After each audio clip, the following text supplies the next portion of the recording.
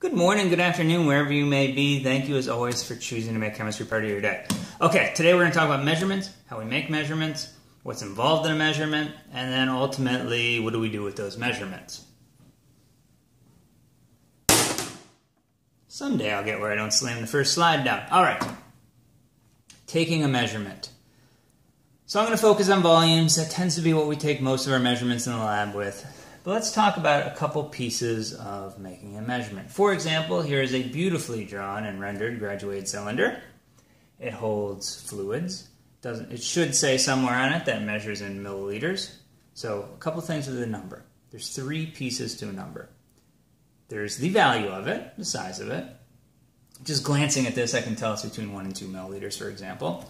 There's the second piece, which is the units, milliliters, and people usually do well with those two pieces. It's the third piece where people have trouble with, which is the uncertainty of the number and how to report it properly. Let me grab a pen. All right, I'm back. And let's take a look at this over here. And everybody, if you want to pause and write down what you think the proper measurement is, that might be good practice for you. I think so I have the arrow pointing to this. First thing you want to do is, if you're taking a real measurement, you want to get your eyeball, here's the eye of Sauron, if you will, right here, and this little bubble here is called the meniscus. You want to measure from the very, very bottom of the meniscus. And on a piece of paper like this with straight lines, super easy to read. Unfortunately, this is a much more realistic picture. Kind of cloudy, can't really see the lines, they're not marked all the way across the glass, you end up holding it to the light, getting down at weird angles, and it gets a little bit more difficult to see. So I drew an arrow here where the bottom of the meniscus is so you can see it. You may want to zoom in if you have that capability on what you're watching this with. I hope everyone in the universe can agree that the true value is somewhere between 1 and 2. To call this 1 milliliter is not a good measurement. To call this 2 milliliters is also not a good measurement. We know it's more than 1. We know it's less than 2. We also know it's closer to 2 than it is 1. Everyone in the universe can agree on those facts. So we should be able to do better than this. Now, asking certain people to measure this, they might come up with different measurements. If you're looking at where my arrow is, you might say it's 1.56 and not quite to the 7, so you might call it 1.69 milliliters. Someone else might reasonably call it 1.68 milliliters. Someone else also reasonably might call it 1.67 milliliters or even 1.70 milliliters. These are all fairly reasonable readings of what I have on the board here and realistic of what you have in real life. So again, have to have the unit. Without the unit, it's meaningless. And if you ever hear me in lab say, what is that, purple zebras? I'm pointing out that the number could mean anything, put a unit at the end. Okay. The other thing here is we can agree that everyone in the universe agrees that this value is 1. That knows how to take measurements. And likewise, let's just assume 70 is kind of like 6. 6'9", if you will. And everyone can agree that this is essentially just about 1.7. So this is what we would call certain digits. These are digits we are certain about. We are certain it's 1.6. Now, what we're not certain about is the next number. Is it 1.69, 6.8, 6.7? If you want to look at this as 6.10, that kind of idea. So we're not quite sure about that next number. It's 1.6 something.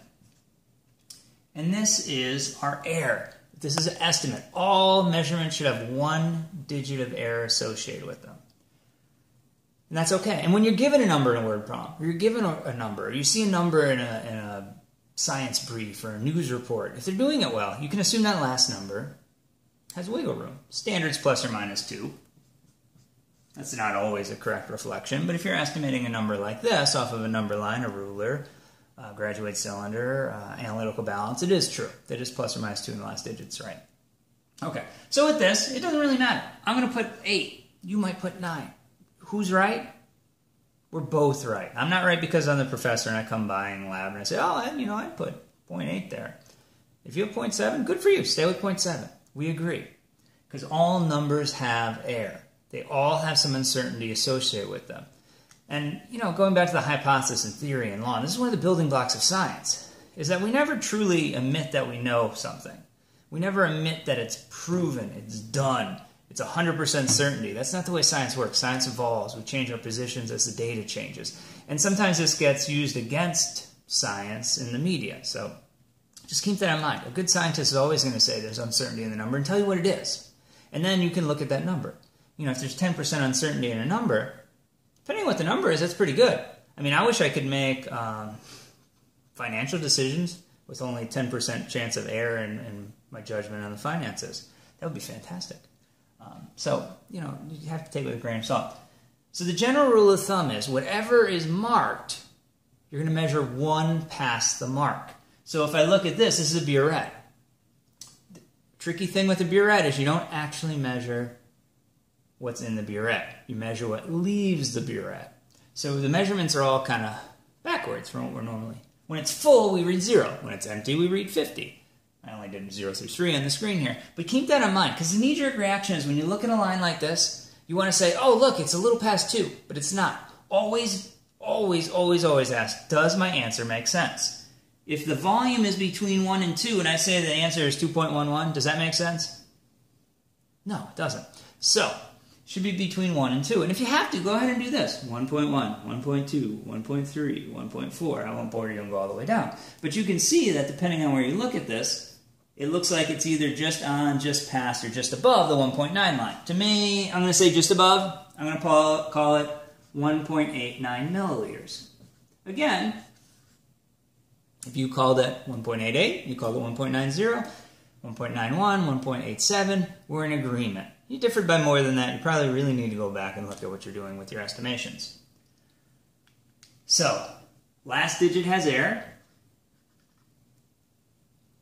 All the others should be certain, and that's what determines our significant figures, is that one digit with error. All numbers have error, all numbers have units,